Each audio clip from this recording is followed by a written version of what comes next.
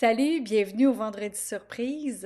Les Vendredis Surprises où il y a un sujet qui va probablement être inspiré par ce qui s'est passé dans la dernière semaine. Ça peut être aussi des discussions, ça peut être une entrevue, ça peut être des bouts de conversation qui sont déjà enregistrés, mais que j'aimerais te repasser parce que je trouvais que c'était vraiment intéressant dans certaines entrevues que j'ai déjà eues avec des personnalités, entre autres. Là, je te parle, peut-être que tu me vois sur YouTube ou peut-être que tu es en train de m'écouter sur le podcast, mais dans tous les cas, tu peux me retrouver sur un ou l'autre. Dans les vendredis surprises, c'est pas toujours le cas, mais là, en ce moment, tu pourrais me voir la binette sur YouTube si tu m'entends en audio ou si tu veux rester en audio, il n'y a pas de problème aussi. Alors, le sujet de cette semaine, c'est est-ce que tu n'as réellement pas le temps? Le temps, c'est vraiment une question quand on est entrepreneur ou leader qui revient régulièrement. C'est j'ai le temps, j'ai pas le temps, j'ai le temps, j'ai pas le temps, peut-être que j'aurai le temps, je vais-tu faire du temps, est-ce que je vais mettre le temps? Et c'est une question qui a été posée par 17 entrepreneurs dans une masterclass que j'ai eue la semaine passée, qui était vraiment un sujet chaud auquel on n'a pas répondu parce que c'était pas le sujet de la masterclass, mais ils ont répondu quand même à ça, à la question « Quel est un de tes plus grands enjeux en ce moment? » Et c'était le temps. Alors, on se parle de temps. À tout de suite.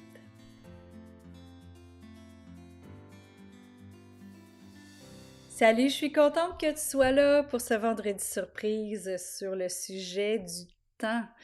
Donc, est-ce que c'est vrai qu'on n'a pas le temps?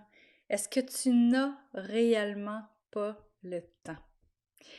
Écoute, j'anime une salle sur Clubhouse le mardi de 9h à 10h et c'est le sujet que j'ai privilégié pour mardi dernier. Clubhouse, ben, c'est comme du live, hein, fait que c'est comme une ligne ouverte à la radio et c'est pas enregistré. Donc, je vais t'en reparler aujourd'hui parce que ce sujet-là m'a interpellée parce que la semaine passée, j'ai fait partie d'une masterclass VIP où on était 20 personnes maximum et je te dirais qu'il y avait 16, on était 17 entrepreneurs sur les 20 parce que les trois autres personnes, c'était des personnes qui s'occupaient comme de la technique. Puis, les entrepreneurs, la question qu'ils ont posée à la personne qui était en charge de cette masterclass-là, la plus grosse question, c'était sur le temps. Comment est-ce qu'en tant qu'entrepreneur, je peux gérer mon temps? Comment est-ce qu'en tant qu'entrepreneur, je peux gérer mes priorités? Comment est-ce qu'en tant qu'entrepreneur, je peux avoir plus de temps de qualité avec ma famille? Comment est-ce qu'en tant qu'entrepreneur, je peux travailler moins? Oh my God! Fait que ça, c'était les grosses questions qui, évidemment, n'ont pas été complètement répondues parce que c'était pas nécessairement le sujet de cette masterclass-là, mais en même temps, c'est une préoccupation que je vois énormément et ça, c'est ma spécialité. C'est ce que dans quoi je me spécialise, moi, la gestion des priorités. Mais c'est tellement pas sexy comme sujet. Fait que je dirais que les gens le disent haut et fort que c'est ça qu'ils ont besoin ou qui savent pas comment gérer, mais après ça, ils sont pas prêts à prendre le temps de l'apprendre. Puis, en fait, c'est la même affaire que quand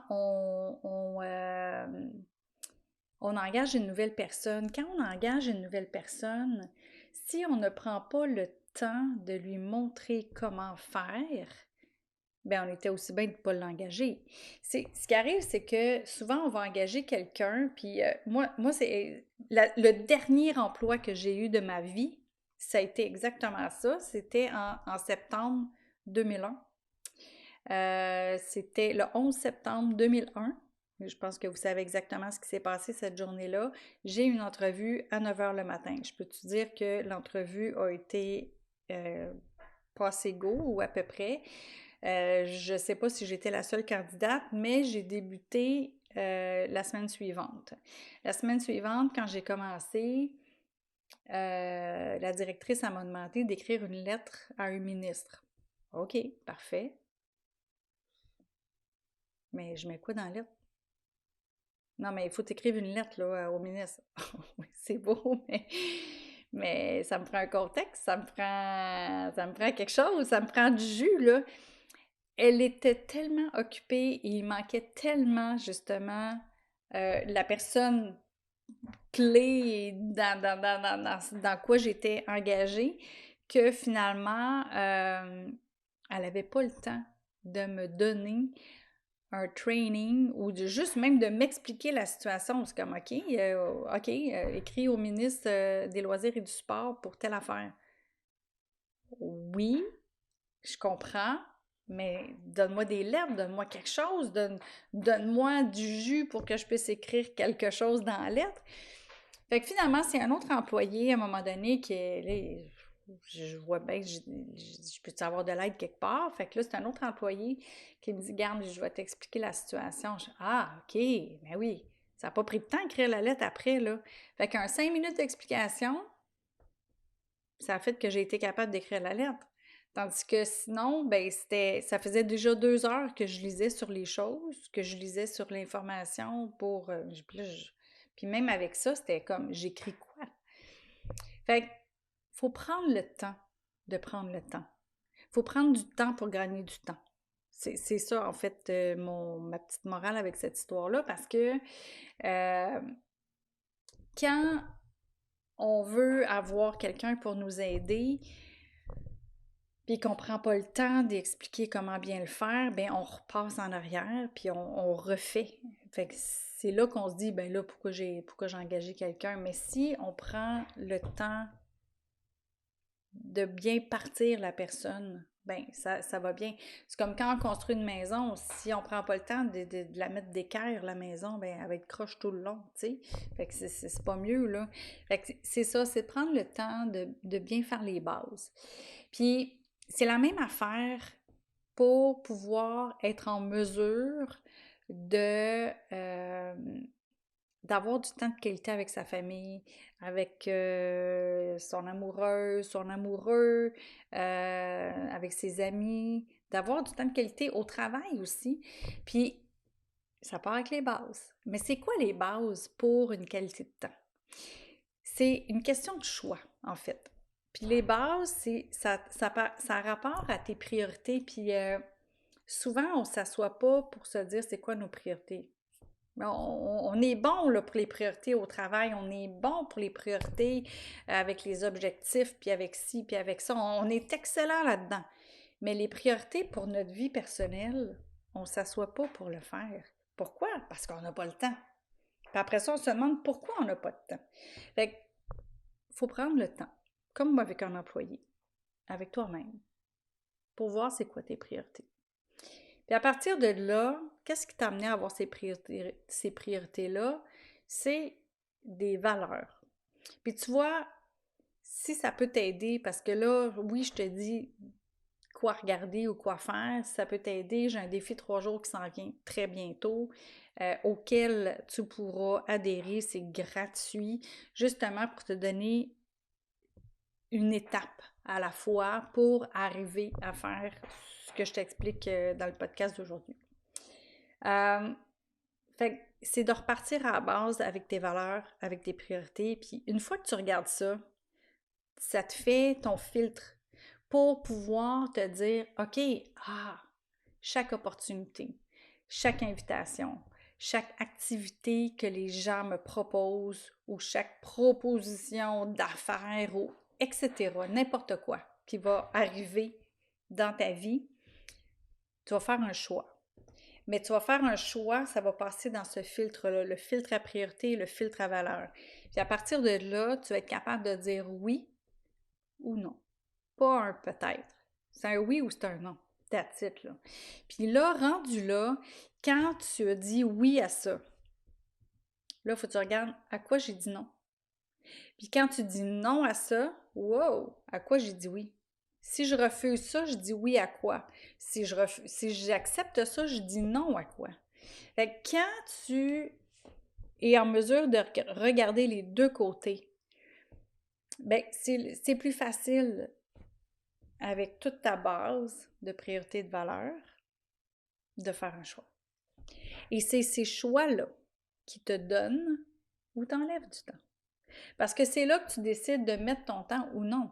Parce que juste ton choix de business, juste le choix de ta business détermine ton temps.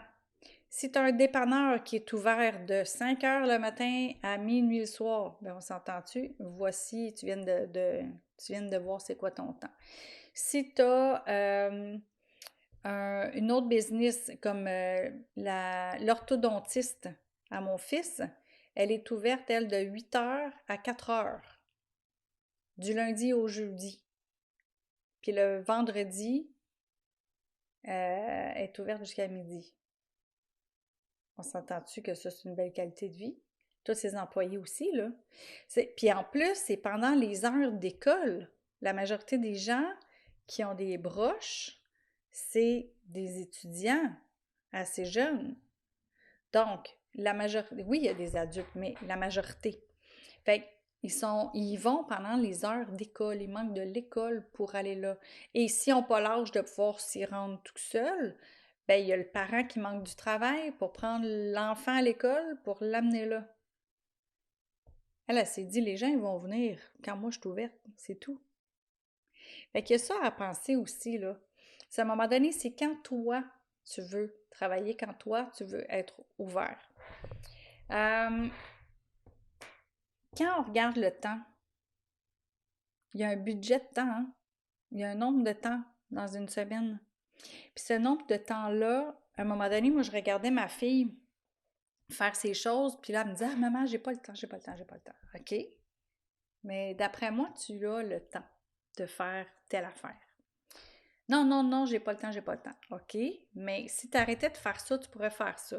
Puis là, évidemment, c'est une réponse de mère, c'est une réponse de parent, c'est une réponse de moi qui veux avoir mon enfant qui va m'aider à faire le ménage, genre. Puis, fait que finalement, je me suis dit, OK, qu'est-ce que je peux faire pour lui démontrer qu'elle a le temps? Donc, ce que j'ai fait, c'est que j'ai fait un budget de temps. J'ai fait un genre de budget de temps qui peut déterminer et démontrer qu'elle a le temps. Fait qu'il y a vraiment plusieurs éléments, tu sais, comme genre dormir, travailler, aller à l'école, les déplacements, il y a plusieurs choses comme ça dans ce budget-là. Et je lui ai demandé de le faire de son côté, je l'ai fait de mon côté, puis je l'ai fait en pensant comme si j'étais elle, par rapport aux horaires que je connaissais qu'elle avait. Puis, fait que là, finalement, moi, de mon côté, j'ai libéré 22 heures, puis elle, de son côté, elle a libéré 16 heures. Hey, c'est quand même 16 heures. Puis là, on a argumenté. Là, elle m'a dit, oui, mais là, maman, j'ai telle affaire que moi, j'étais pas nécessairement au courant ou que je voyais pas de la même façon qu'elle. Fait que là, vu qu'elle me l'expliquait, OK, parfait, pas de trouble, c'est ton horaire de temps, c'est ton budget de temps.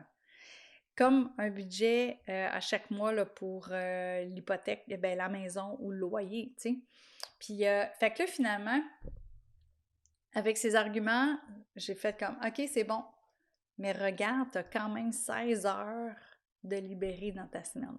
16 heures de libérer où tu es réveillé.